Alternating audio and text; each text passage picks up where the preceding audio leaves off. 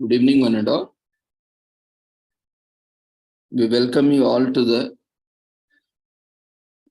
7th day of 10 days international conference on social work, sciences, technologies, environment, climate change, disaster management, health, well-being, and sustainable development 2023, commemorating Azadi Ka Amrit Mahotsav, nation celebrating 76 years of independence, India's G20 presidency, United Nations Sustainable Development Goals 2015 to 2030, as part of awareness and campaigns, and also commemorating World Health Organization 75th anniversary,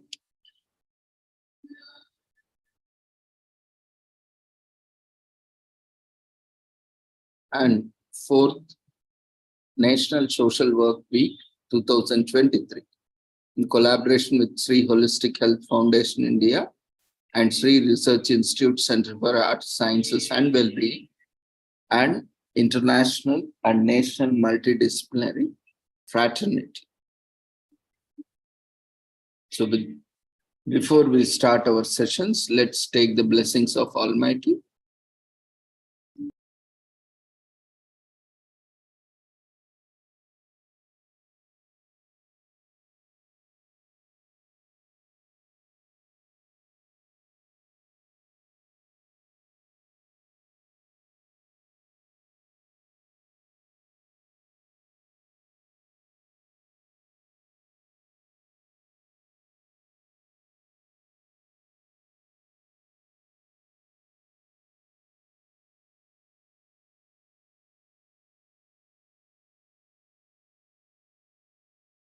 कुरुत्वं कल्याणम् आरोग्यं धनसम्पदः शुभं कुरुत्वं कल्याणम् आरोग्यं धनसम्पदः शत्रुबुद्धिविनाशाय दीपज्योतिर्नमोऽस्तुते दीपज्योतिर्नमोऽस्तुते शुभं कुरुत्वं कल्याणम् आरोग्यं धनसम्पदः शुभं कुरुत्वं कल्याणम् आरोग्यं धनसम्पदः.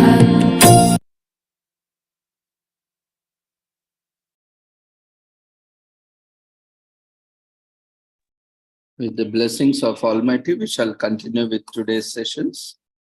Today, we are commemorating one of the most important commemorations days, that is World Humanitarian Day.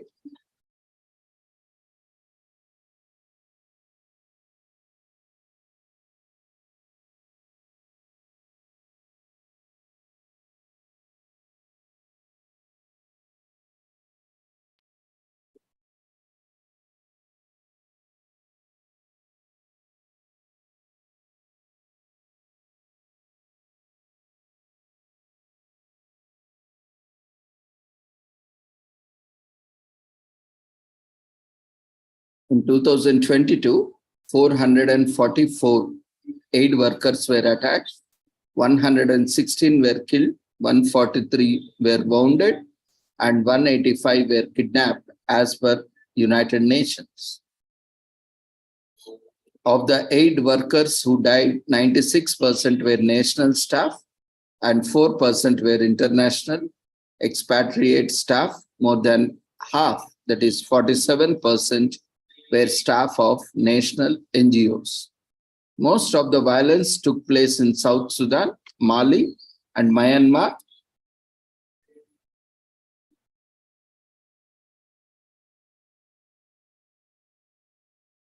And data for 2023 in the Aid Worker Security Database shows that South Sudan has been the most dangerous place for the aid workers for several consecutive years.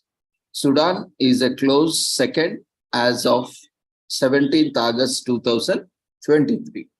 The 2023 mid-year update of the Global Humanitarian Needs Overview estimated that 362 million people in the world need humanitarian assistance as per statistics from humanitarian outcomes by United Nations.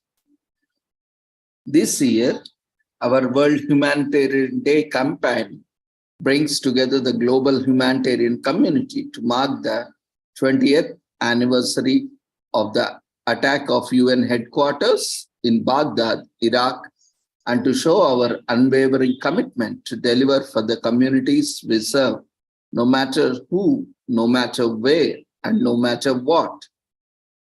So this year, the theme for the World Humanitarian Day 2023 is no matter what. So humanitarians have no other purpose than to save and protect lives and to deliver basic necessities of life. They stand shoulder to shoulder with the communities they serve and bring hope.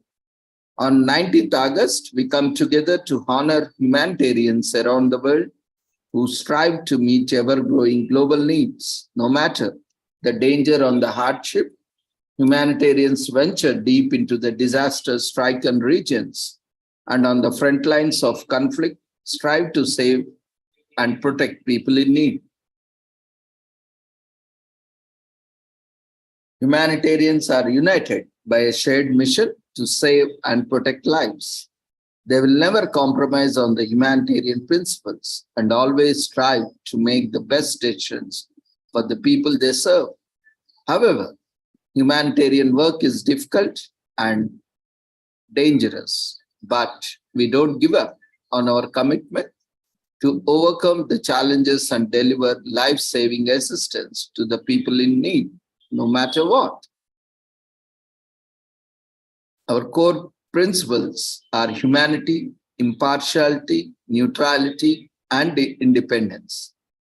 So let's join our campaign this year and let these principles guide our work in humanitarian activities. On 19th August 2003, a bomb attack on the Canal Hotel in Baghdad, Iraq, killed 22 humanitarian aid workers, including the UN Special Representative of the Secretary General for Iraq, Sergio Vera Di Mello. 5 years later, the United Nations General Assembly adopted a resolution designating 19th August as World Humanitarian Day. Each year, World Humanitarian Day focuses on a theme, bringing together partners from across the humanitarian system to advocate for the survival, well-being, and dignity of people affected by the crisis and for the safety and security of aid workers.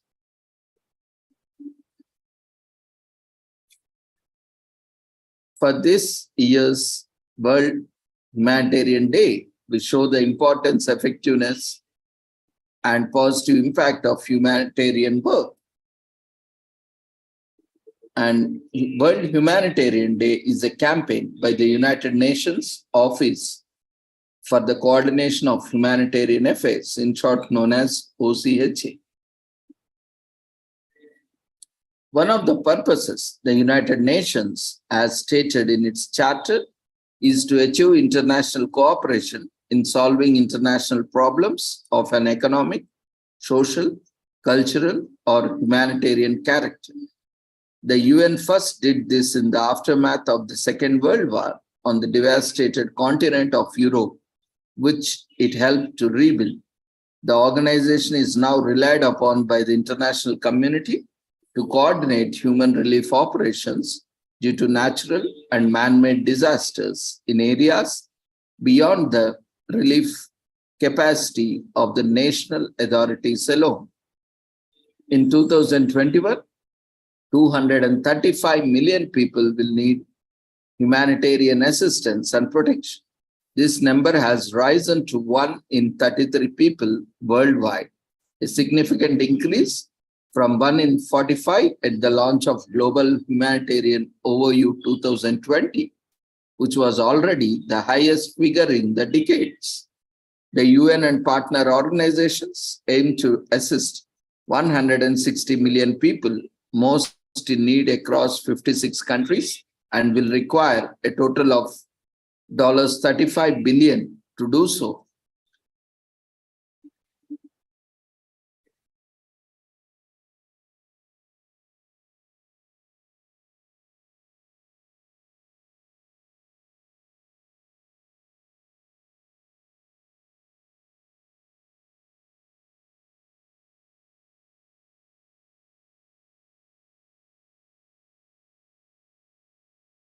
Let's watch a small video, a message.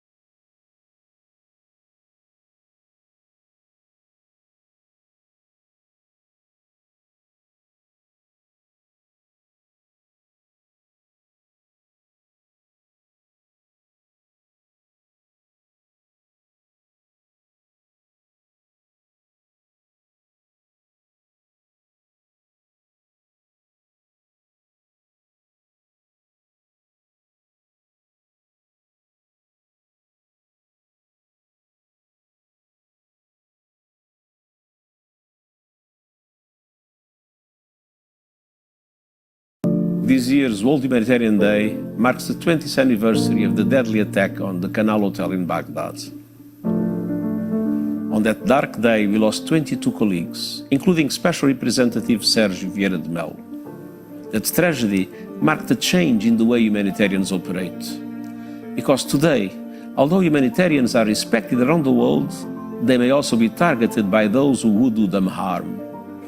This year, global humanitarian operations aim to get life-saving aid to 250 million people in 69 countries, 10 times more than at the time of the Canal Hotel bombing.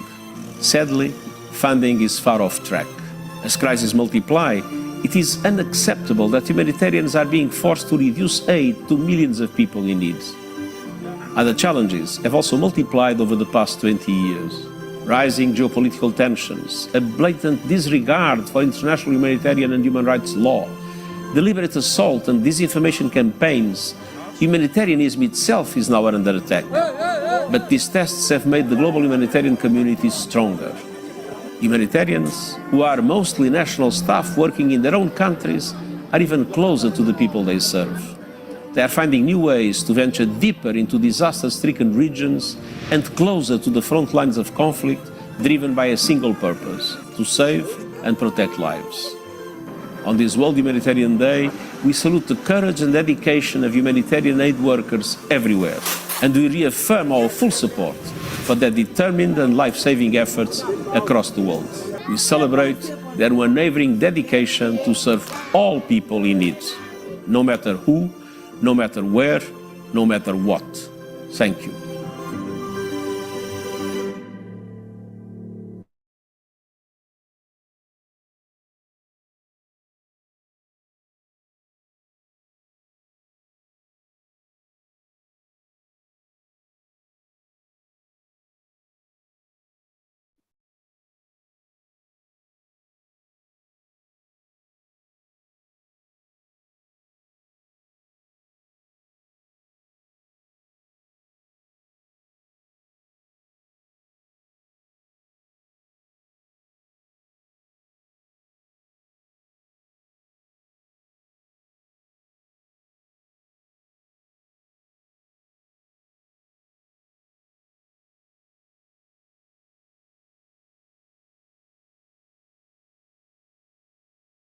As per aid worker security database,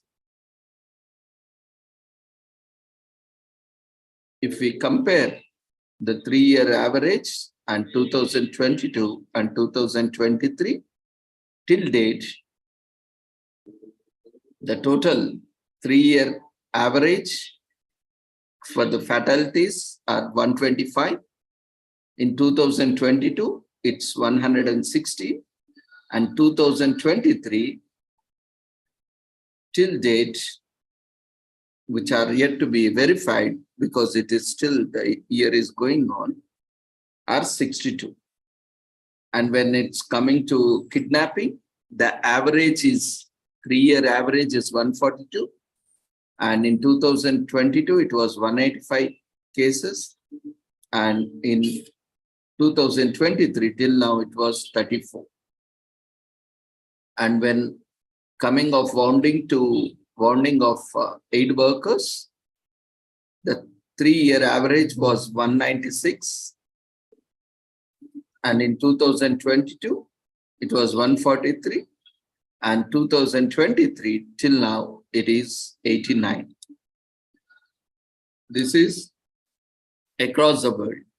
So the Aid Workers Security Database, in short known as AWSD, records major incidents of violence against aid workers with incident reports from 1997 through the present initiated in 2005 to date. The AWSD remains the sole comprehensive global source of this data, providing the evidence base for the analysis of the changing security environment for civilian and operations. So statistics provided by the AWSD have formed the basis of major international studies, as well as the briefing papers and trend analysis produced every year by the AWSD research team of humanitarian outcomes. And AWSD figures and related analysis have been extensively cited in reports and official statements by the United Nations, non-governmental organizations, governments, and a wide range of media outlets.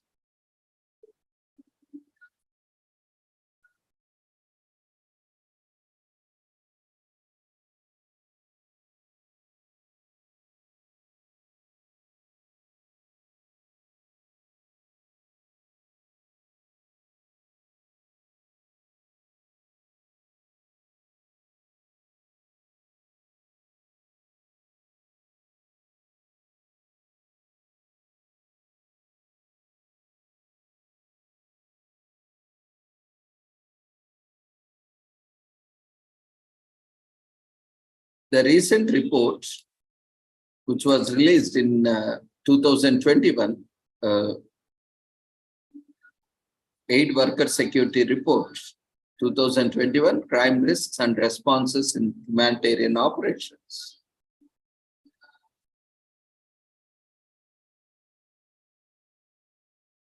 Had given a detailed account on various aspects. As we have seen, historically, the most dangerous operational settings for aid workers have been places where armed conflict is occurring, and most of the aid worker casualties, like fatalities, serious injuries, and abductions, result from the attacks by non-state armed actors engaged in asymmetric conflict and advancing some sort of political, strategic, or ideological objectives. But aid workers also face significant risks from violent common criminals who attack for purely economic or opportunistic reasons. In many insecure operational settings today, economic criminality, as opposed to attacks by conflict actor, accounts for a third or more of serious incidents against aid workers and can involve extreme violence. How aid workers and their organizations understand and mitigate these two types of risks is the subject of this 2021 edition of the Aid Worker Security Report. The research includes quantitative data on perpetrators and motives recorded in the aid worker security database, augmented by global crime statistics and individual aid organizations' incident records. In the report, they also interviewed external experts on criminology, along with humanitarian security professionals and program managers from high-risk operational contexts. The reporter examines the relationship between political violence and economic crime in humanitarian contexts, the challenges for humanitarians in analyzing and addressing the crime threat, and ideas for the new approaches from inside and outside the humanitarian sector.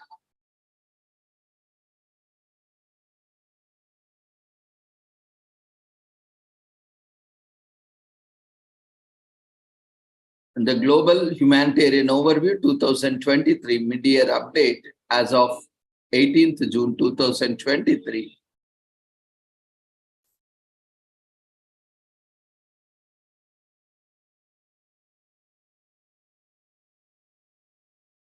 States that people in need are 362 million.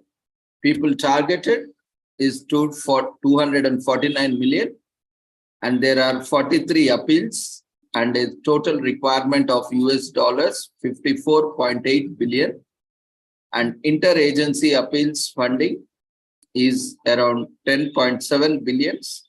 And appeals coverage is around 20%. And total humanitarian funding is $15.2 billion. As of mid-June 2023, the Global Humanitarian Overview requires $54.8 billion to assist 249 million of these 362 million people in the need. The Global Humanitarian Overview, in short known as GHO, is made up of 26 humanitarian response plans, in short known as HRPs, 9 regional plans, 5 flash appeals, and other types of plans requirements. This year are around $8.4 billion and more compared to the mid-year point in 2022, representing an increase of 18%, which is smaller than the almost 30% increase experienced in the first semester of 2022.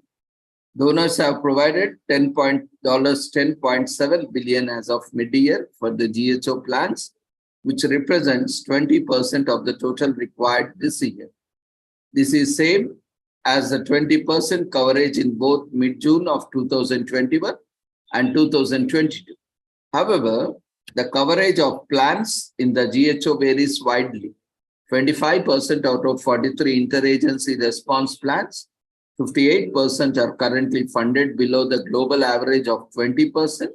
This is about the same percentage as in 2022 and 2021, suggesting that the imbalance of funding coverage for the appeal remains a protracted problem. In absolute terms, Afghanistan,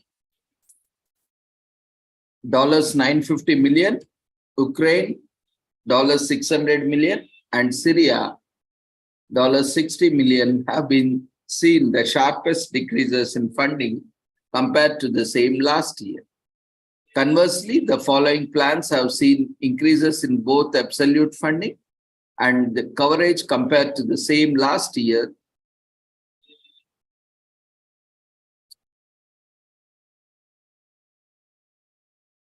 In Burkina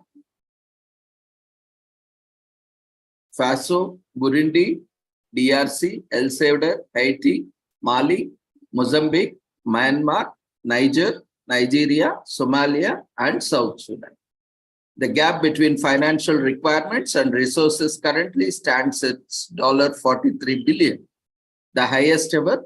This is more than double the entire requirements of the GHO, that is $20 billion in 2016.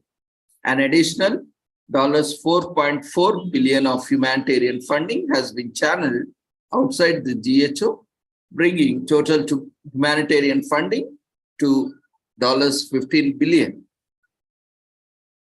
This is about the same as the $15 billion reported by the donors and humanitarian partners at the same period last year. More comparisons and trends can be found in detail in the report, that is mid-report of 2023 GHO.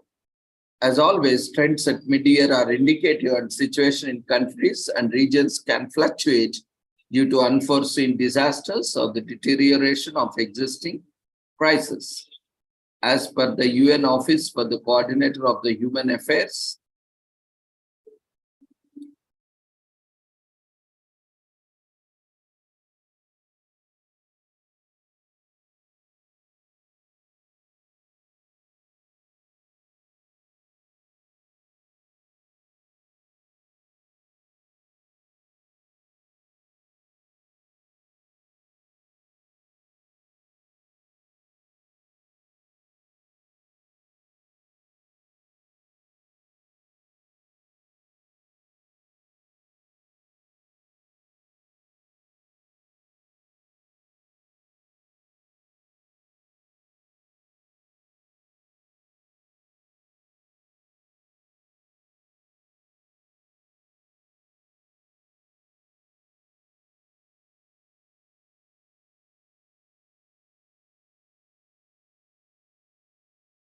as already stated, one of the purpose of the United Nations, as stated in its charter, is to achieve international cooperation in solving international problems of an economic, social, cultural, or humanitarian character.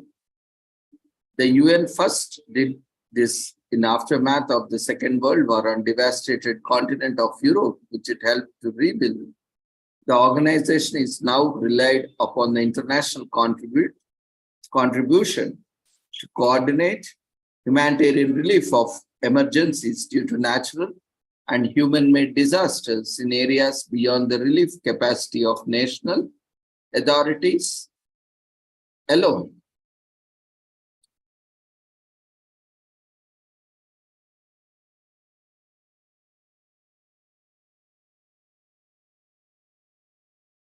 The United Nations Development Program, UNDP, the United Nations Refugee Agency, UNHCR, the United Nations Children's Fund, UNICEF, the World Food Program, WFP in short, and United Nations Population Fund, UNFPA, have primarily roles in the delivery of relief assistance. The World Health Organization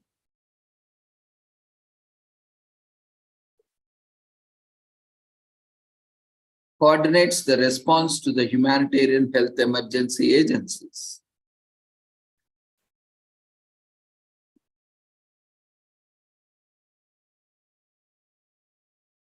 The United Nations Development Program is responsible for the operational activities for the national disaster mitigation, prevention, and preparedness.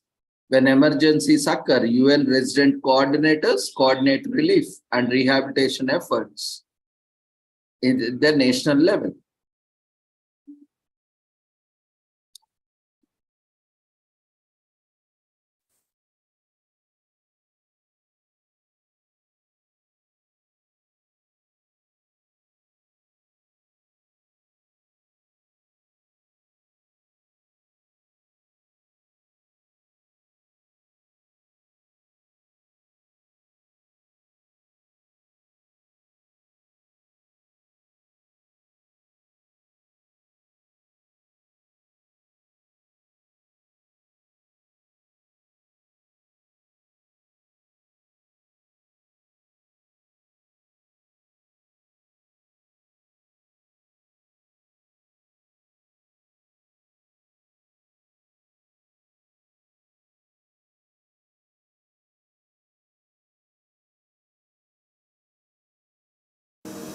When 2020 dawned, the world had no idea what was in store.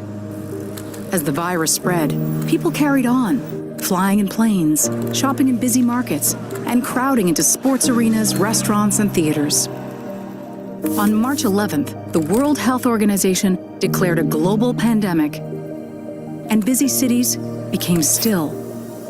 industries ceased, and millions lost their jobs. As the world held its breath, it became clear that an equally severe social and economic crisis was running in tandem with the health crisis. UNDP took the lead in the socioeconomic response. We worked across more than 100 countries to protect the most vulnerable people and lessen the economic pain caused by the pandemic. We partnered with UN Women to monitor women's rights. We remembered the plight of people still suffering from HIV and other diseases. We were there for those suffering from mental illness during lockdown. We fought for truth and against disinformation. While the pandemic highlighted inequalities and injustices, it also illuminated a clear path of action, one UNDP is set on following to the end. COVID-19 has brought the need for change into clearer focus and given us renewed impetus to advocate for a sustainable and just future.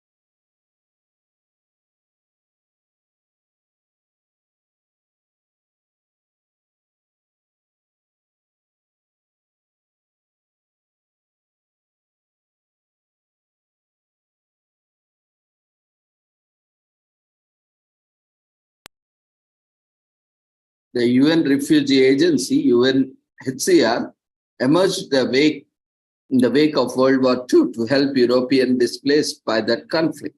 The agency leads and coordinates international action to protect refugees and resolve refugee problems worldwide. The General Assembly created the United Nations Relief and Works Agency for the Palestinian refugees in the Near East, in short known as UNRWA, to provide emergency relief to some 750,000 Palestinian refugees who had lost their homes and livelihoods as a result of 1948 Arab-Israel conflict. Today, some 5 million Palestinian refugees are eligible for the UNRWA services.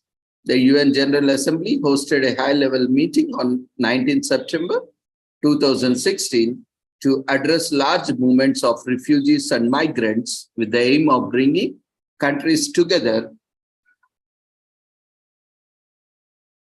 behind a more human and coordinated approach.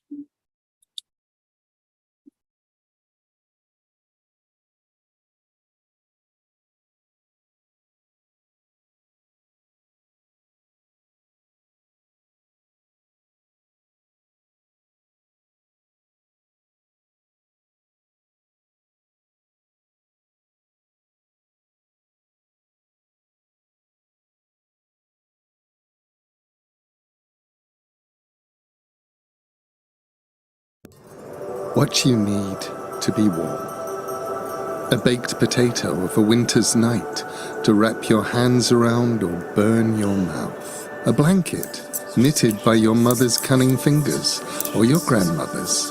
A smile, a touch, trust as you walk in from the snow or return to it. The tips of your ears pricked pink and frozen.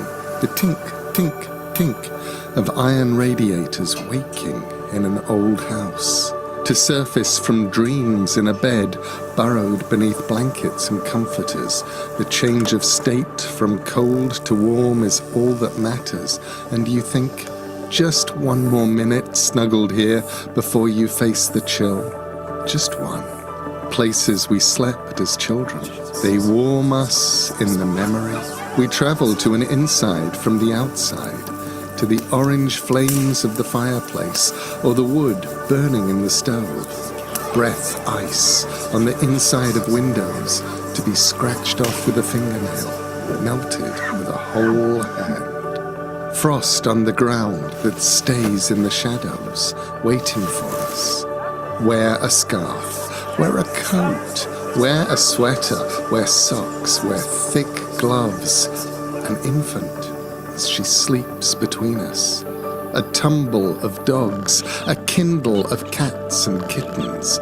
Come inside, you're safe now. A kettle boiling at the stove. Your family or friends are there, they smile. Cocoa or chocolate, tea or coffee, soup or toddy, what you know you need. A heat exchange, they give it to you.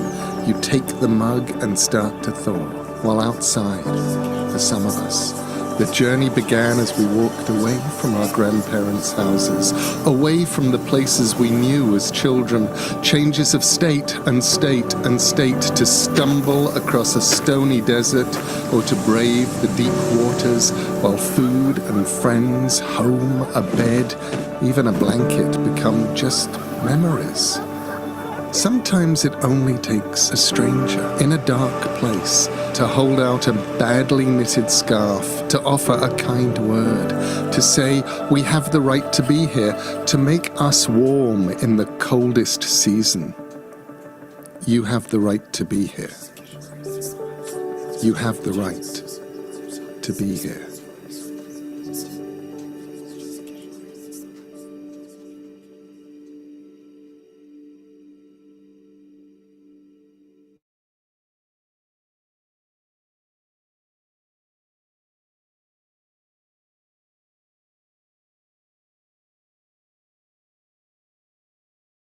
Since its beginning, the United Nations Children's Fund, UNICEF, has strived to reach as many children as possible with effective, low-cost solutions to counter the biggest threats to their survival. UNICEF also consistently urges governments and varying parties to act more efficiently to protect children. The core commitment for children in humanitarian action, in short known as CCCs, are the core UNICEF policy and framework for humanitarian action. They are the heart of the UNICEF's work on upholding the rights of children affected by humanitarian crisis.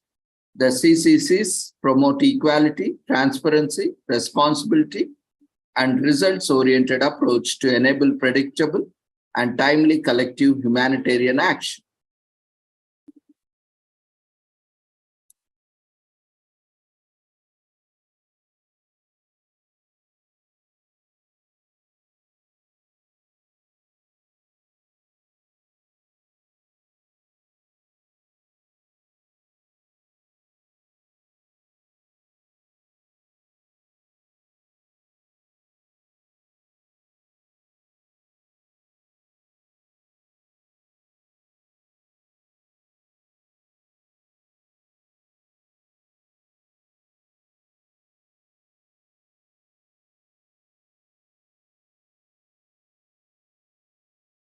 From the start, UNICEF has warned that COVID-19 is, first and foremost, a children's crisis.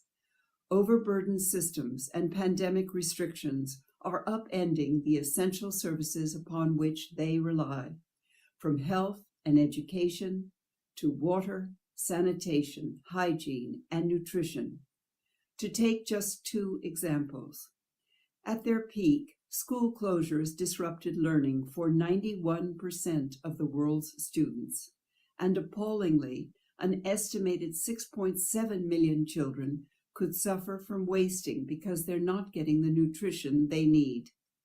To reverse this crisis, we're urging world leaders to adopt a 6-point plan to protect our children, a series of practical steps and urgent investments that can support children through this extraordinary period, especially children in emergencies. Even before COVID-19, conflict and climate change were driving an unprecedented growth in the number of children needing humanitarian assistance. Now the pandemic is making a bad situation even worse. For example, in Yemen, we've seen an almost 10% increase in the cases of severe acute malnutrition, and the Central Sahel region has seen a 20% rise in wasting since the beginning of this year. We need governments, donors, and partners worldwide to stand with these children now. The scale of the challenge can seem overwhelming, but there's reason for hope. The hope found in the recent news about the effective COVID-19 vaccines on the horizon. The hope found in the COVAX facility, which UNICEF is helping to lead to deliver the vaccine safely and affordably to all countries in need. And the hope found in the global lesson of COVID-19, that we're stronger when we work together. And that's up to all of us to act as one, to make the world a better, more equal, and peaceful place for all.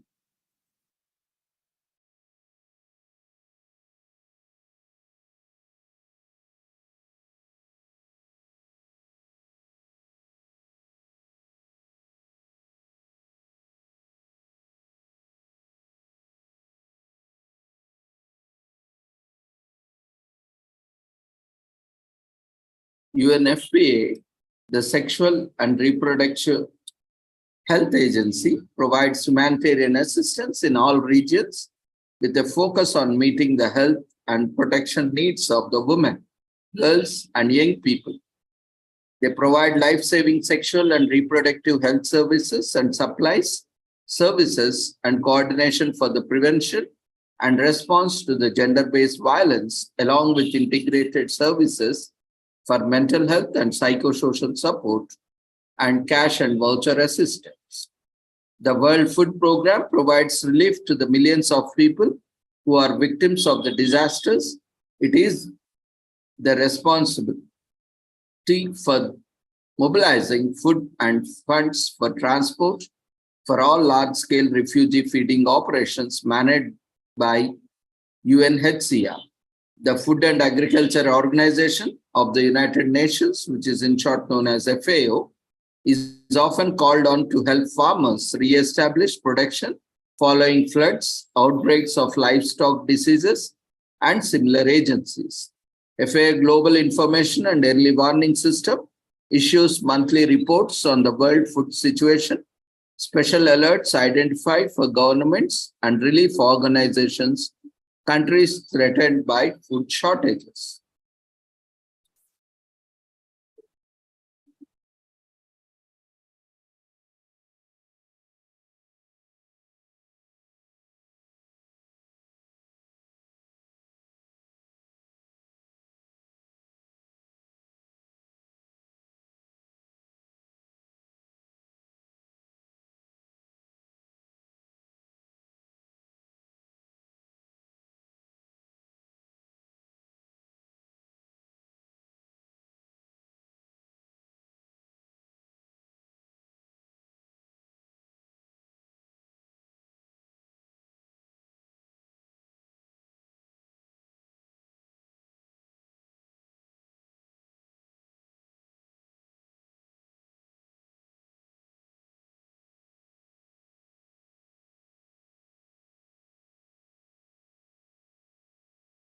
This year, Global Report on Food Crisis makes it clear that there are 135 million people in acute food insecurity.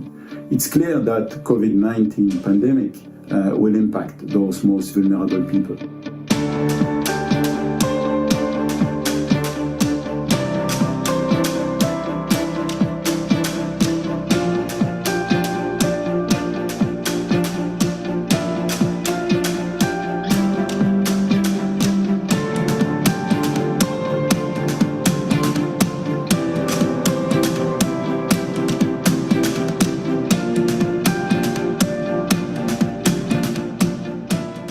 Acute food insecurity is a type of situation where people cannot basically cope with the situation, where they have to cut on the number and quality of the meals, where they have sometimes even to resort to selling their belongings, selling their assets to cope with the situation. It's clear that COVID-19 pandemic will impact those most vulnerable people. There will be a direct impact on health and nutrition, but it will also impact food availability and access to food. It will be more difficult for people to produce because the supply chain of agricultural inputs will be more difficult because of some of the containment measures that are being taken by the countries. First, we think we need to continue, scale up, expand near real-time monitoring of the food security situation. We need to have a clear picture of what the impact of situation like COVID is so that we can trigger really early action. The second one, we need to preserve critical humanitarian food, livelihood, and nutrition assistance to vulnerable people. This is absolutely critical. We need to make sure that the food that is produced continues to flow to the market. We need to make sure that food processing continues, that transport and access to local markets is secure. And this includes advocating for trade corridors to basically remain open.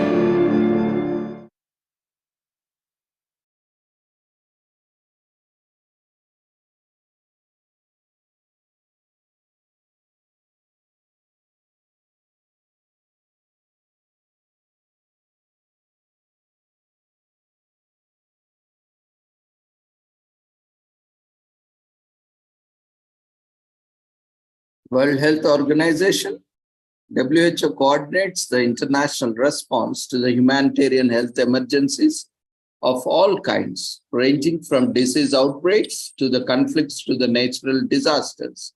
World Health Organization is responsible for providing leadership on global health matters, shaping the health research agenda, setting norms and standards, articulating evidence-based policy options, providing technical support to the countries and monitoring and assessing health threats.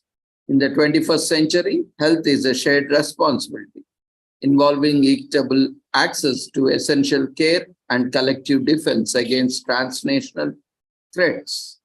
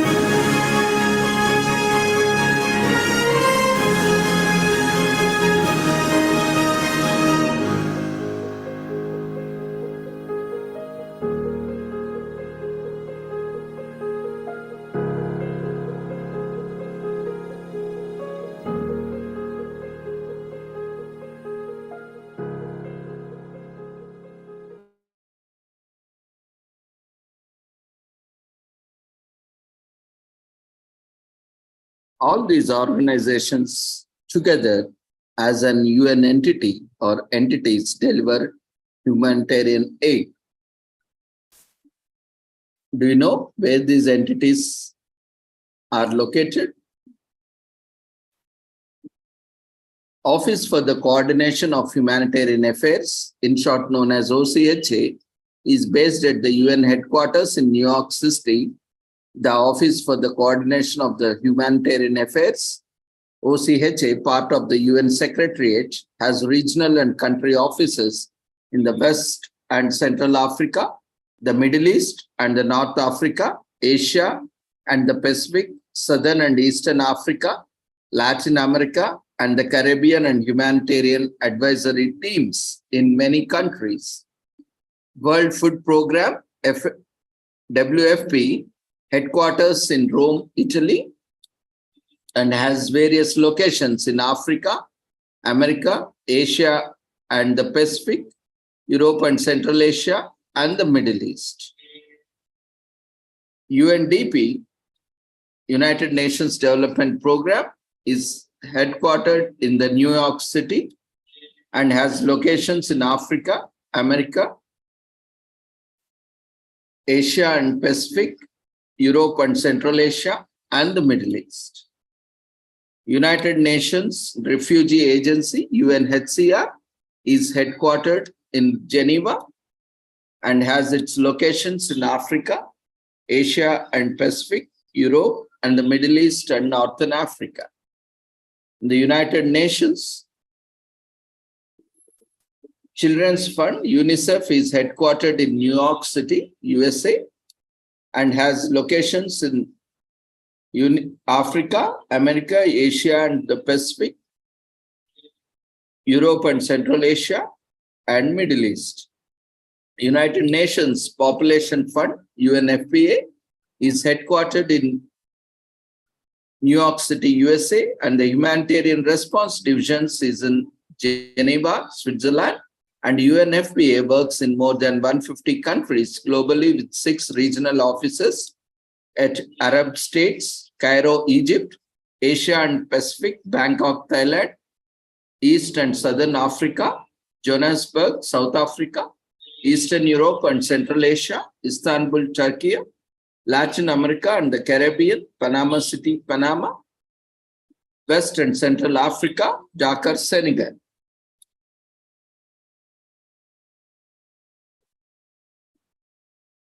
And World Food and Agriculture Organization of the United Nations, FAO, headquartered in Rome, Italy, and has locations in Africa, the Americas, Asia and Pacific, with the regional office in Bangkok, Thailand, and sub-regional office for Asia and Pacific is Apia, Samoa, and Europe and Central Asia, and with its regional office at Budapest, Hungary, and the Middle East with the regional office for Near East and North Africa in Cairo, Egypt.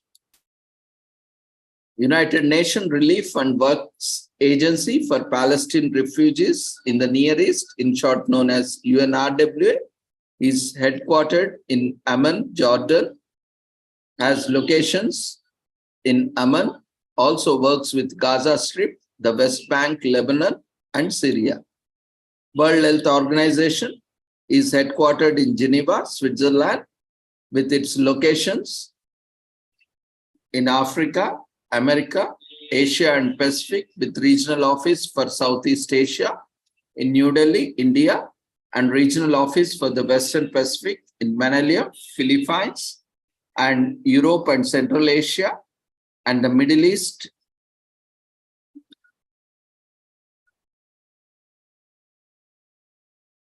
and so on. So thus the entire United Nations and its UN systems and entities are delivering humanitarian aid. So let's together, in the entire process, social work fraternity has a great role to play in the development process and in delivering humanitarian services and aid.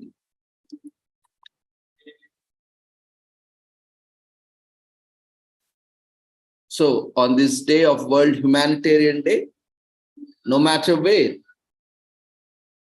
no matter who, no matter what, let's together contribute to the humanitarian aid, and as a social worker, as a frontline workers, let's proactively engage in providing humanitarian assistance and aids across the globe.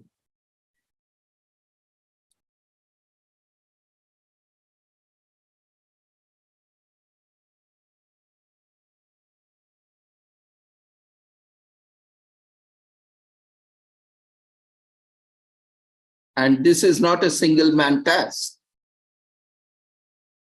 As World Health Organization supports countries to prepare for, detect and respond to health emergencies of all kinds, ranging from disease outbreaks to conflicts to natural disasters. No organization can do this alone. So World Health Organization relies on partners through networks such as Global Health Cluster, standby partners, emergency medical teams, and the Global Outbreak Alert and the Response Network. World Health Organization also closely works with member states, international partners, local institutions, and various international and national NGOs, also with regional and local NGOs and civil societies to help communities prevent, prepare for, respond to, and recover from emergencies, disasters, and crises. World Health Organization is committed in saving lives and reducing suffering in times of crisis, building efficient partnerships for emerging management and ensuring these are properly coordinated, advocating for political support and consistent resources for disaster preparedness, response, and recovery, developing evidence-based guidelines for all phases of emergency work in the health sector, strengthening capacity and resilience of health systems and countries to mitigate, and manage disasters, ensuring international capacity is available to the support countries for emergency response through training and establishment of such capacity.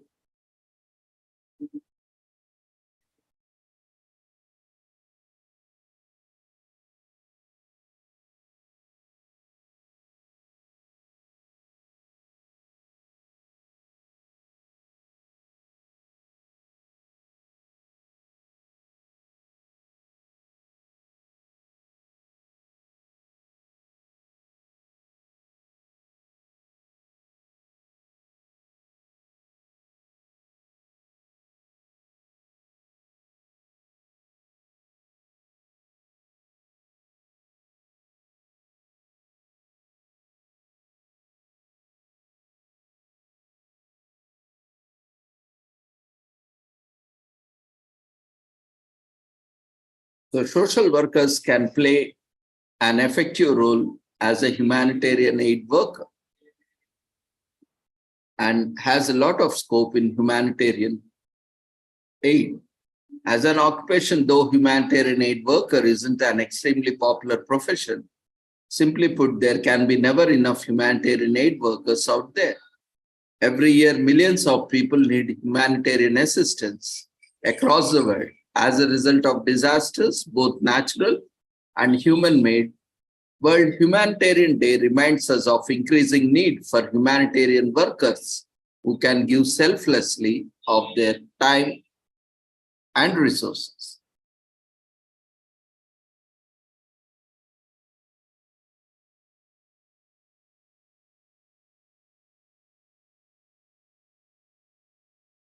And in this regard, international cooperation is essential to maintaining the safety of humanitarian aid workers while enabling them to help those who suffer and are in need of humanitarian aid.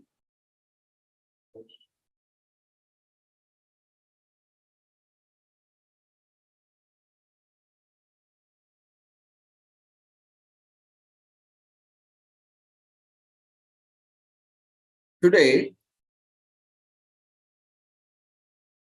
we are also commemorating World Honeybee Day.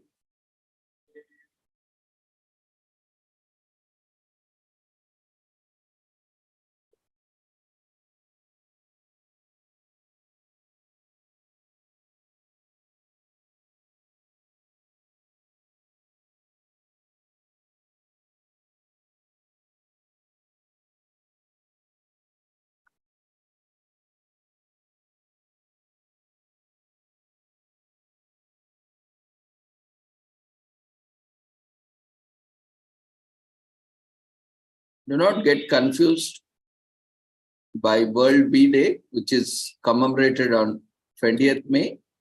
And, many other days are dedicated to honeybees, as they are very well known as world's pollinators. Without bees, we cannot imagine the life, because without bees and other pollinators, there would be no pollination that is happening. So many trees would disappear, many plants would disappear.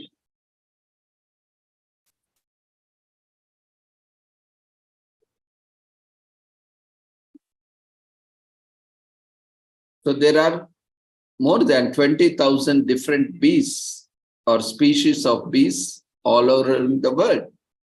And on this day, on this occasion, it is the day to celebrate the importance and express our gratitude and our support in conservation and protection of honeybees. It also helps create an awareness of the dangers that honeybees face, which suggests ways and measures of solving the problem.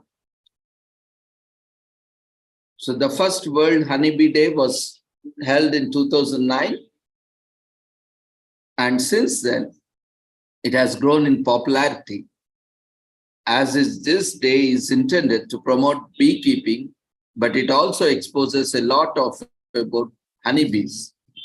Beekeeping is an occupation which can be taken up by the tribal people, and especially those are near to the forests and green spaces, which also provide not only livelihood, but also economic activities, sustainable rural livelihoods and tribal livelihoods for the tribal and rural populations. Honey has a worldwide appeal and is frequently used as a metaphor for fruitfulness in literature. So it is used in the most of the delectable dishes from all around the world. So there is a great demand for the pure honey. So it could be a great economic activity and also a source of food for many. Since the earliest civilizations, honey has been used as a sweetener for all sorts of food. And also it is used as a medicine. Though the method of collecting honey was sometimes painful in traditional methods, the people still happily took the risk. The importance of honey was not just limited to edibility alone. It has been used as a preservative and for treating certain ailments. The benefits of honey quickly sparked the desire for beekeeping since civilization. The method and upkeep improved as the time went on. After a calm harvest,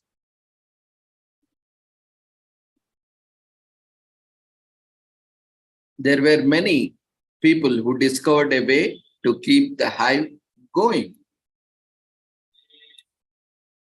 And bees were also discovered to have a significant role in pollination, because pollination is so crucial to us as we are talking about green and clean social work. And as a social worker, it is also important for us to protect and conserve these bee species on the planet. It has drawn a lot of attention to the role of bees because pollination is so crucial to us for the protection of the ecosystem, biodiversity, and also the environment.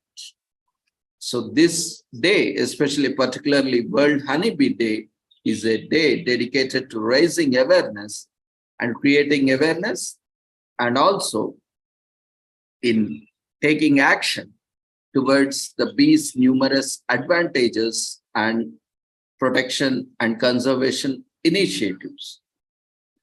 And it is also a day for us to learn more about the honeybees and their contribution. And it is also a day that reminds us of the wildlife extinction of bee species, that encourage us to think about our impact on the environment.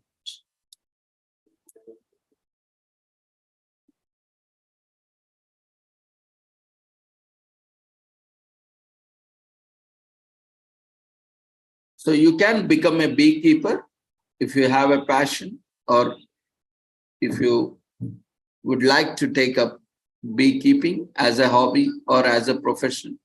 And you can learn, and you can also teach the people who can take it, so that you will be providing a livelihood option for them. And the number of bees in a colony can rise up to 80,000.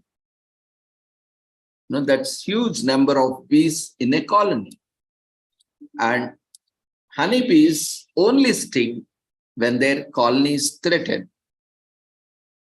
So there is often a myth that is, honeybees don't harm anyone unless and until you go and attack the colony, their colony, or honeybee comb, or, honeycomb. They don't attack anyone. So unless and until they are threatened or disturbed. So they are very peaceful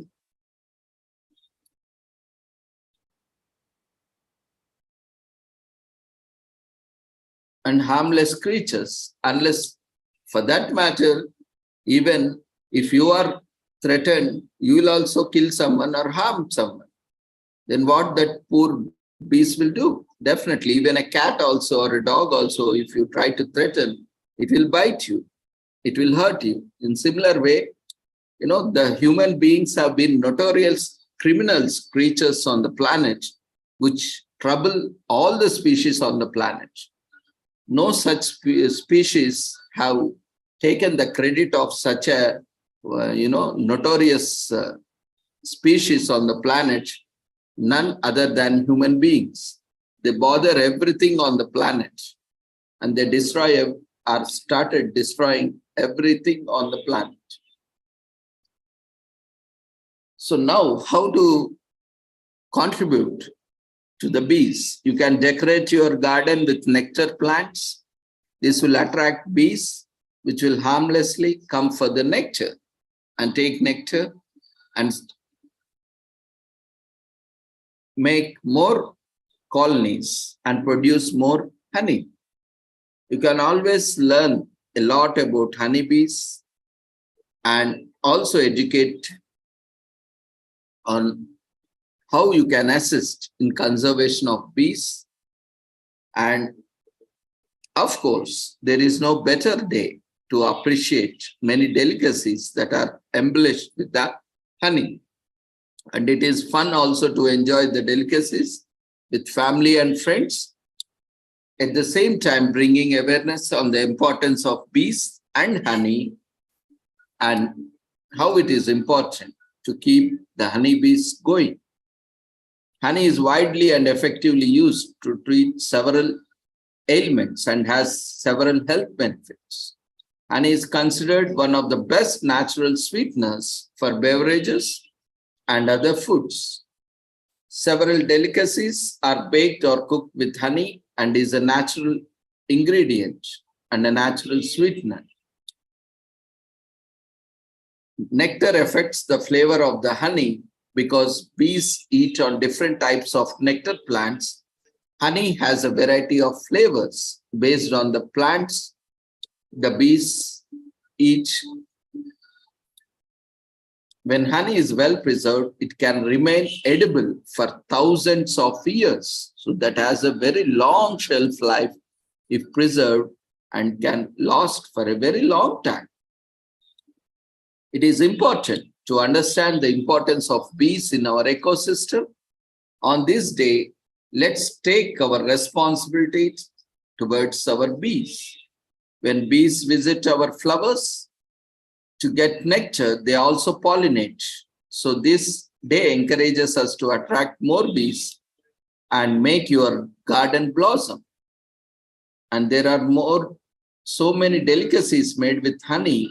We can try, enjoy as many of these delicacies as we can, and also share with our family and friends so that they also relish and rejoice the taste and benefits of honey. So once again, let's contribute as the social workers and the social work fraternity. Let's advocate and promote this wonderful cause and towards protection and conservation on the occasion of World Honeybee Day, towards healthy environment and sustainable planet.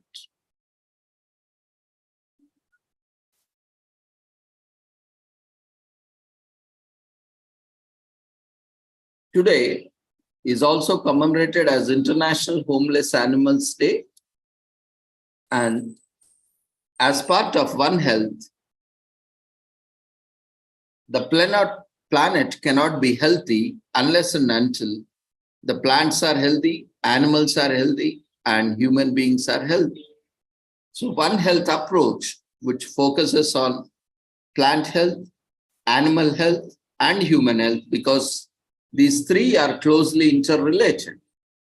And it is as we claim ourselves, human beings claim ourselves as highly intellectual species and the guardians of the planet, it is also important to protect not only the animals, plants, insects, but also the nature and the environment. Now, without protecting these animals, insects, plants, the planet can never be green or clean.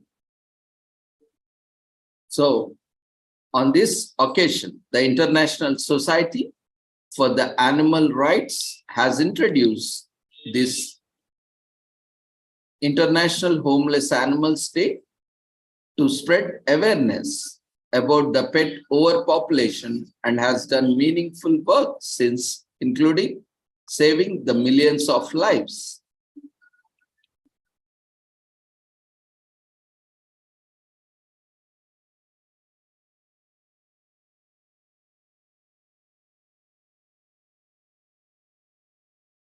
Even social workers can play a great role in animal husbandry and also in animal welfare, animal laws, animal protection, and a lot more avenues can be opened up. Because this is also where a great scope is there for the social workers fraternity. The history of animal rights and shelters have been intertwined. Even we can see since ages, even in our ancient traditions, animals are worshipped as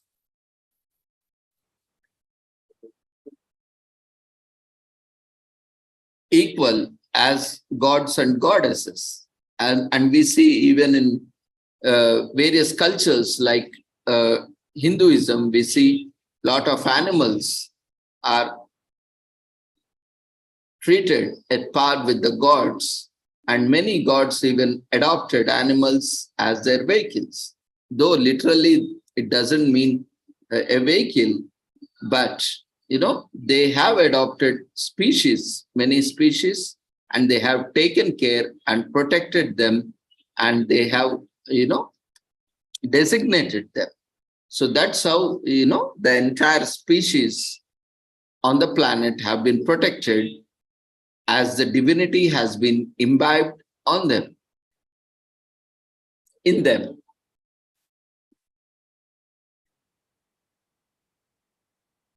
And since 1870s and beyond, and after that, animal protectionists began to see the lives of children and animals as similarly vulnerable and in need of protection.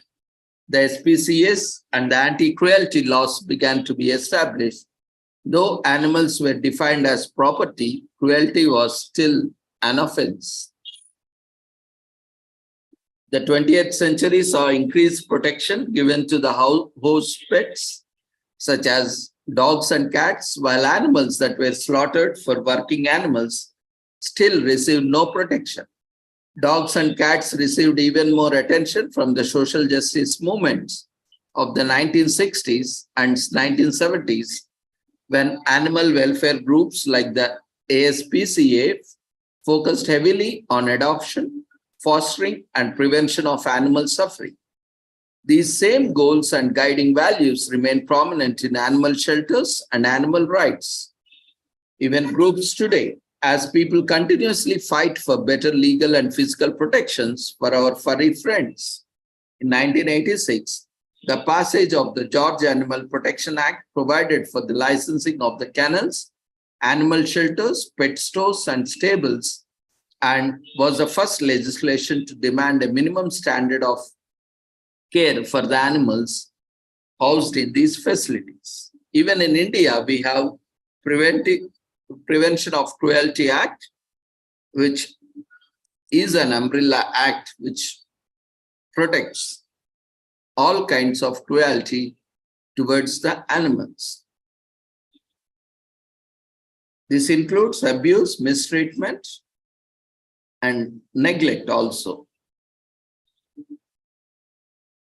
So this was a huge win for the animal rights groups. Another provision and act respectively that expanded animal rights was the Human Euthanasia Act of 1990 and the Animals Act of 2000 in the West.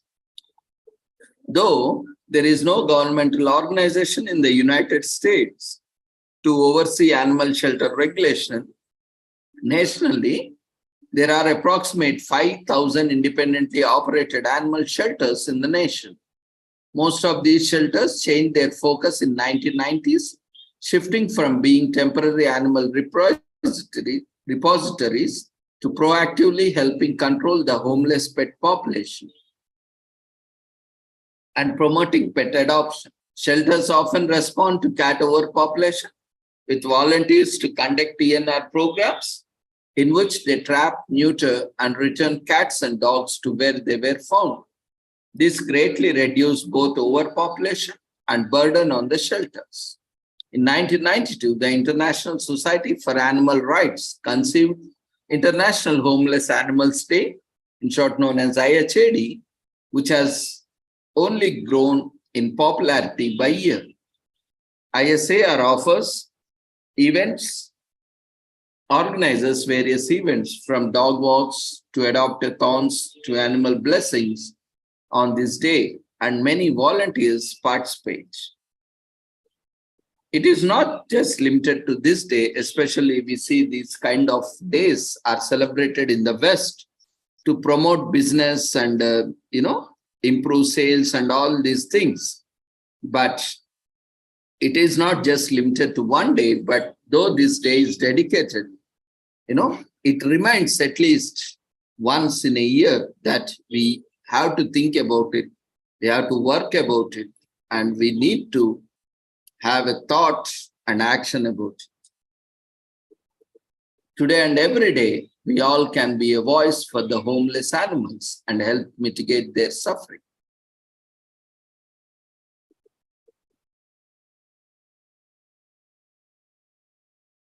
So you can donate to a shelter, as shelters these days are more than just an animal drop-off and pickup. Since 90s, they have played a big role in spaying and neutering homeless animals and pets alike, mitigating dog and cat overpopulation and spreading awareness of homeless animals. And chances are they could use your support. If you can't donate financially, donate your time and volunteer to help some puppies and kittens. And you can also spend time with the shelters, especially with the animals looking for the adoption. It is both beneficial for you as well as for the animals. Spay or neuter your pet. A female dog or a cat that isn't spayed can produce lot of puppies in a year. If each of these puppies continues the line, say, suppose a female dog can produce 16 puppies on an average in a year, and this continues, so it will be about 128 puppies in 2 years. And after 3 years, that 512 puppies. And this is why shelters can easily become overpopulated. So ensuring all pets are spayed or neutered, that is animal birth control operation or a surgery that is performed to prevent reproduction for animals, is one of the important goals on this day. So do your part and get your furry friend fixed if you haven't yet. Adopt or foster with the overpopulation, often a burden on shelters. Volunteering your home and your time by fostering one of their dogs or cats for a few weeks can also make a world of difference. You are preventing needless animal euthanization and suffering. Many animals are killed in shelters because they have no space, they have no resources. So they are killed mercilessly because no one to take for. So you can adopt a dog from the shelter or from your streets, and you can take care of them. And you are helping one lucky dog or cat, which have much better life than they would have in a shelter or on a street. Even if you can't commit to permanent adoption, fostering is a viable way for many of us to support shelters. As long as you can foster, you can help an animal foster so that at least for some days, animal gets the love and affection, care and concern from us. You'll resume in a minute.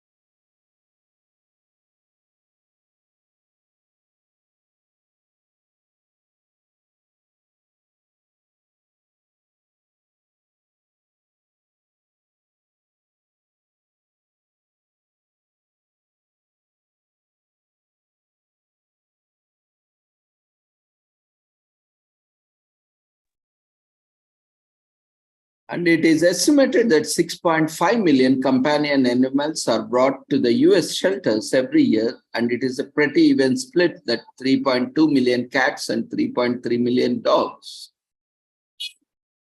Only about 10% of the animals that are brought into shelters are spayed or neutered. Many animals are killed annually because pets unintentionally reproduce. So spay and neuter your pets to avoid unnecessary killing.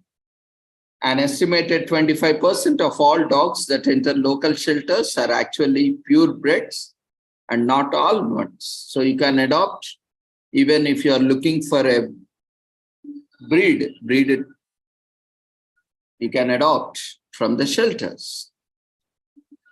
And sadly, it is estimated that only 10% of all the dogs born will find a forever home. So we can change that with awareness, paying, neutering, and adoption. And we can increase this 10%, lucky 10%, or you can also be one of the pet parent of this 10%, the lucky 10%. And there is no shortage of strays across the world. In the United States itself, there are 70 million stray animals living on the streets.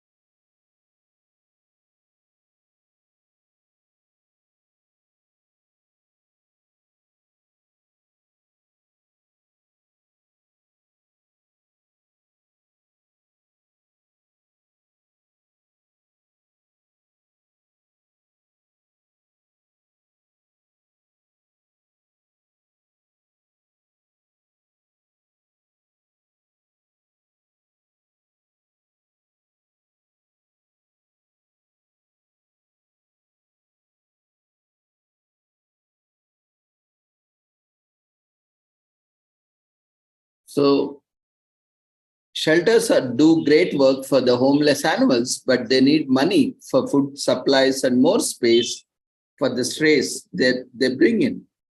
So on this International Homeless Animals Day, let's create awareness by organizing an events like this and discussing about such issues and challenges.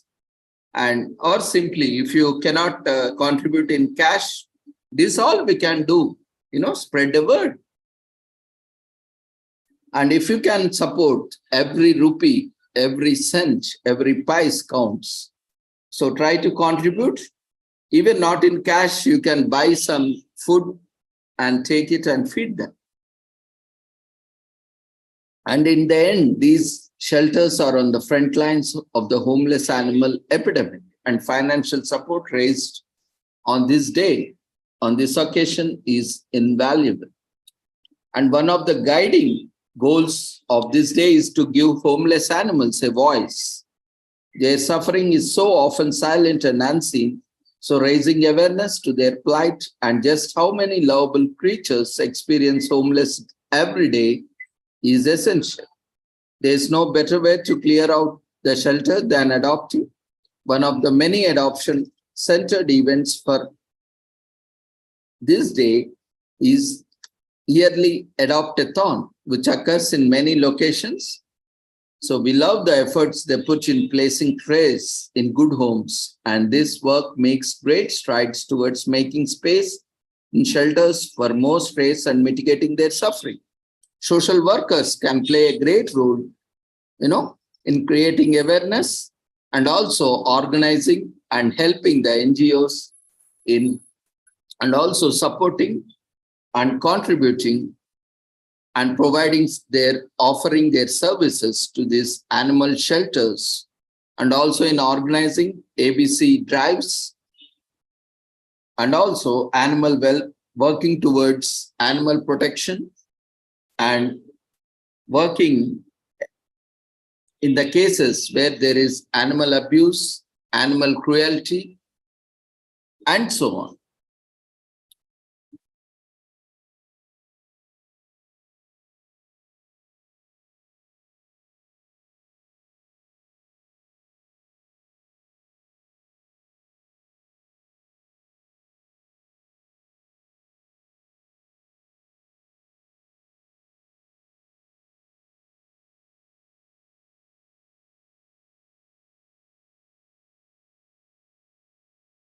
Today is also commemorated as International Orangutan Day, and which is also very much relevant as we have the theme set as green and clean social work.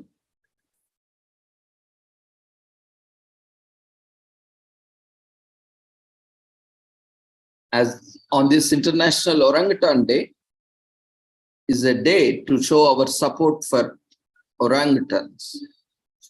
So this day is meant to inspire people to take action to safeguard this amazing animal in the wild. It's no surprise that orangutans are intellectual because they share 97% of our DNA with humans. That's why the term orangutan means forest person in English.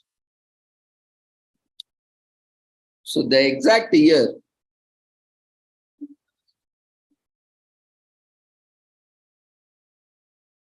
is, however, unknown, but the day is marked to save species that are on the edge of extinction. The goal of International Orangutan Day is to raise awareness about the predicament of this species, which has progressed from endangered to critically endangered. Orangutans have been around generations and are thought to be the ancestors of gorillas. They are large apes who had spent the majority of their time in the trees and are only found in the jungles of Borneo and Sumatra. And two species that live in there was formerly thought to be the same. Further, research has shown that there are two distinct species that are separated some 4 lakhs years ago.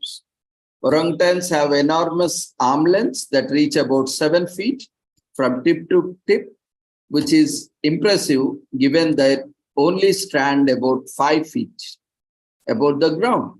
When orangutans stand up straight, their hands are almost touching the ground.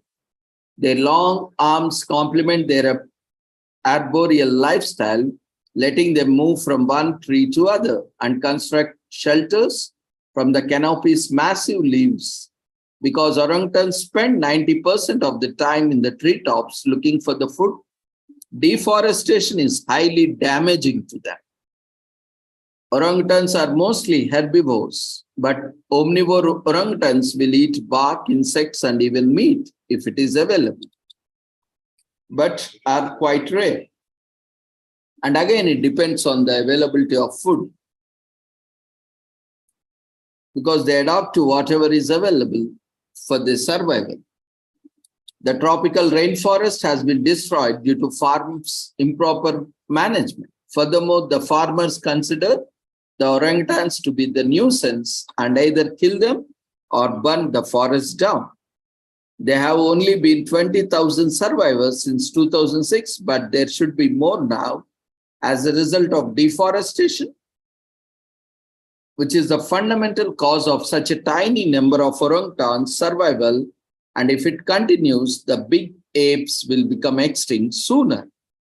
So raising awareness by commemorating International Orangutan Day can assist to increase the possibilities of endangered species being rescued and conserved.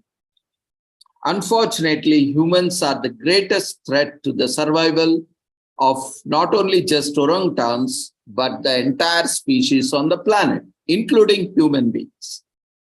Deforestation, for example, encroaches on their habitat.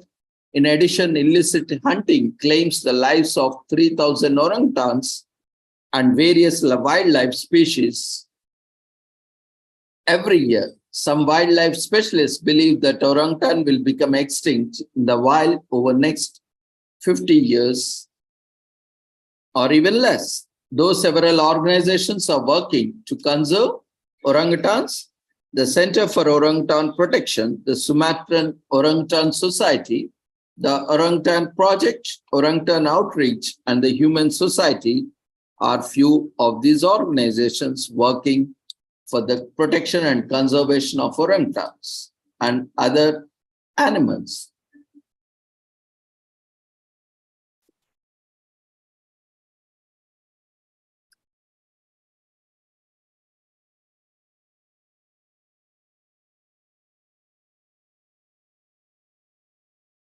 The Orangutan Foundation, internationally non-profit committed to the conservation of wild orangutans and their rainforest habitat, was founded in 1986. Since then, a lot of efforts have been taken up to conserve and protect these orangutans.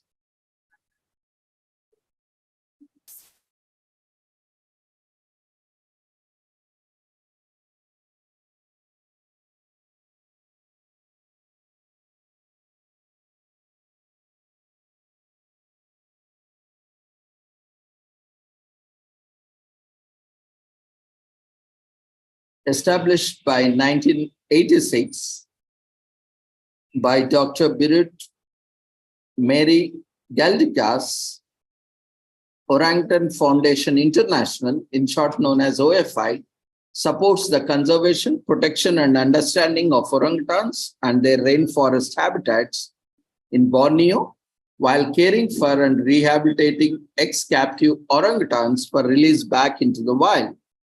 Their work includes orangutan rescue rehabilitation and repatriation, habitat protection, acquisition and restoration, and the conservation outreach, education, and scientific research.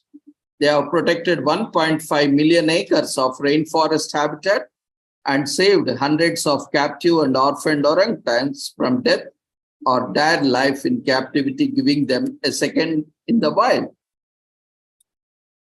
OFI works in cooperation with the Indonesian government and communities in Borneo to expand the national parks, establish reserves, buy and safeguard land, and replant degraded forest areas to create permanently protected orangutan habitat.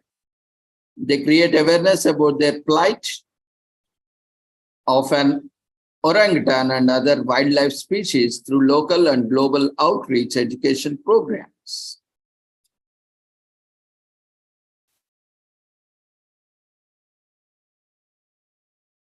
OFI also supports research on orangutans and forest education initiatives, both local and international, and brings awareness concerning orangutans wherever it can.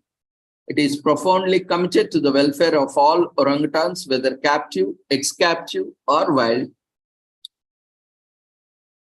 Operates Camp Leakey, an orangutan research center with Chuangjuang Puting National Park, OFI also runs the Orangutan Care Center and Quarantine OCCQ facility in the Dayak village of Pastir Panjang near Pangkalan Ban, which is home to 330 displaced orangutans. It also helps manage the Lamandau Wildlife Reserve, where rehabilitated wild-born ex-captive orangutans were released into the wild. Through its field programs, OFI also provides employment at these facilities for over 200 local Indonesians. OFI also owns Rusty, an adult male orangutan rescued from the backyard zoo in New Jersey, now on prominent loan to the Honolulu Zoo in Hawaii. OFI built his magnificent enclosure, which covers a good part of an acre.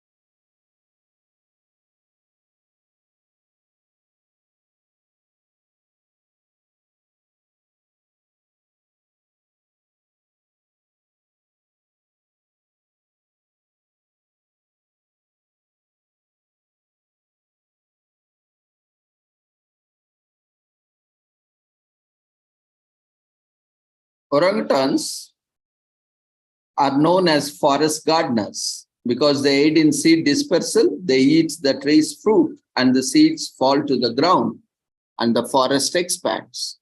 They help in promoting, conserving and protection of the forest and are forest gardeners naturally.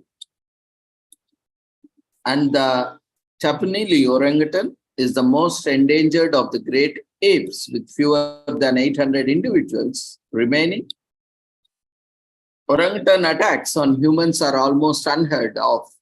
In contrast, chimpanzee hostility towards each other and other humans is frequently documented. This aggressiveness can appear in chimpanzees that have been carefully cared for in the confinement by humans. In no other species on the planet attacks unnecessarily other than human beings. We have seen all the other species confined to the universal laws, natural laws, and they live in harmony with all other species. But these human beings, species, have conflict with almost all the species on the planet. Today, they are destroying the planet. Their activities have already made a lot of species become extinct, endangered, and today, even many scientists are predicting that even human beings are going to become extinct soon in another couple of centuries, because we are eating up all the resources, natural resources, no forest, no water, no drinking water. There is a lot of water, no drinking water, pure water, clean water. So no trees, no edible trees and plants. So no food, no drinking water. Air is polluted and the pollution is increasing. And because of no trees and polluted oceans, lack of capacity of absorption of carbon dioxide, now humans like dinosaurs and other many species ate them, and humans will also engage in cannibalism, like humans will start eating human beings, and finally they become extinct. So now what we are doing, we are digging our own graves for ourselves. If we don't start realizing, the sooner we realize, the better the survival of not only human species, but also the entire planet. No humans before humans also planet existed, and after human beings also planet will exist happily. It is up to us whether we are going to be part of this planet or not. So on this occasion, let's learn everything. We can learn about orangutans and other species like bees, plants and other things, flora and fauna, including their habitats, ecosystems, behavior, lifespan, and so on. You can visit your local zoo to observe orangutans in person, personally. If you care about orangutans, you want to do everything, you can ensure their survival. A simple donation or a support can go a long way to making this possible. You can also help keep orangutans alive and out of extinction by generously supporting an orangutan rescue organization.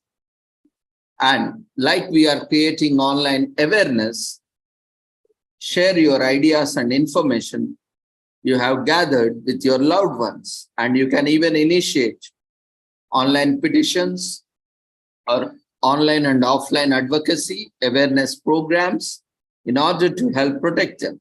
The most important thing any of us can do is raise public awareness and share information and about deforestation risks.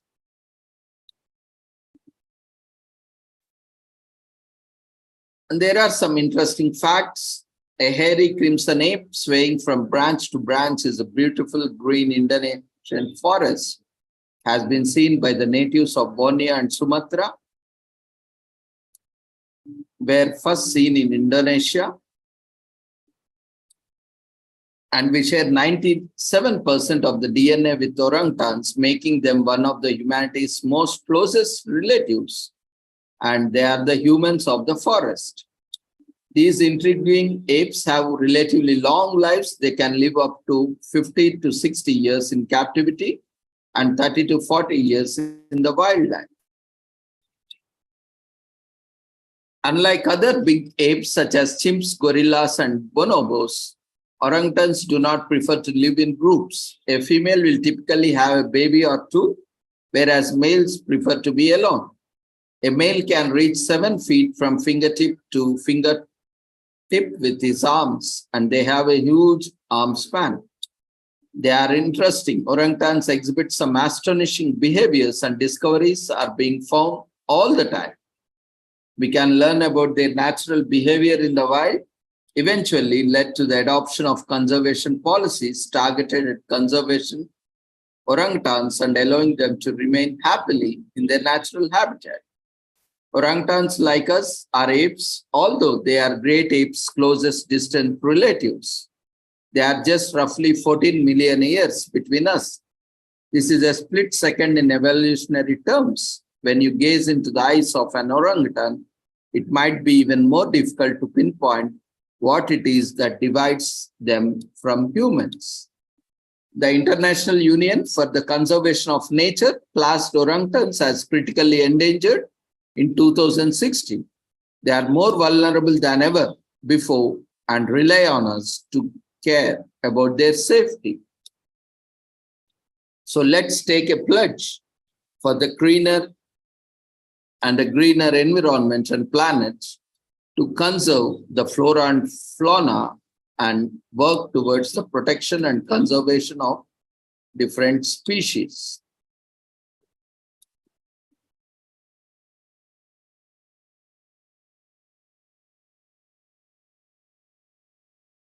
So with this, we shall conclude this day. If there are any speakers willing to present, those who have registered on spot can share your details in the chat box, your name, designation, organization, and your topic you are willing to present, and also complete all the formalities.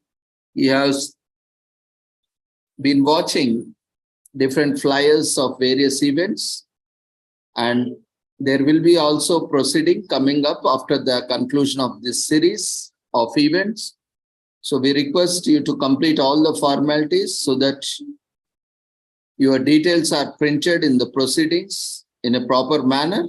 Otherwise, you will lose yourself the opportunity and your presentations or your participation may not be part of it if you do not complete the formalities, because for everything we need a record. So it is mandatory to register yourself and complete the formalities so that you are part of the series official.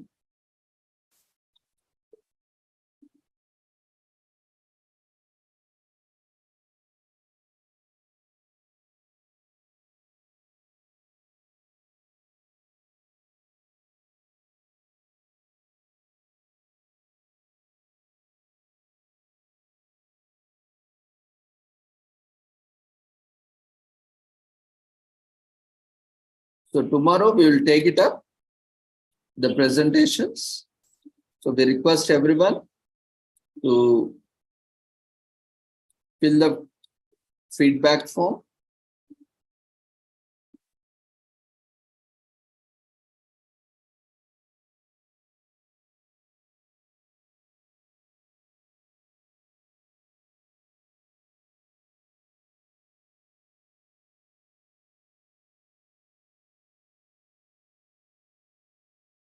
We thank you everyone for joining us on the 7th day of 10 Days International Conference.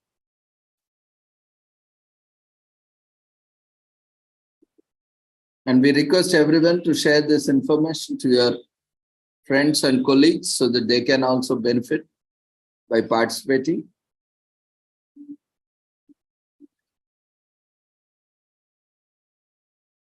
Before leaving the platform, you can fill up the overall feedback form, which has been raised in the form of polls. Those who have not registered, you can register. Certificates are issued on day-to-day basis for each day. After the completion of conference, after verifying all the details, your registration, attendance, and your feedback, and accordingly will be updated on the website from where you can download. The website link has been already shared to you in your email address through the registration form you have submitted, and it is also daily shared in the chat box. So you can bookmark the registration link, and you can also find the website in your email. So you can check your email if you have completed all the formalities and if you are eligible. So see you all tomorrow at 6 o'clock. Take care. Good night.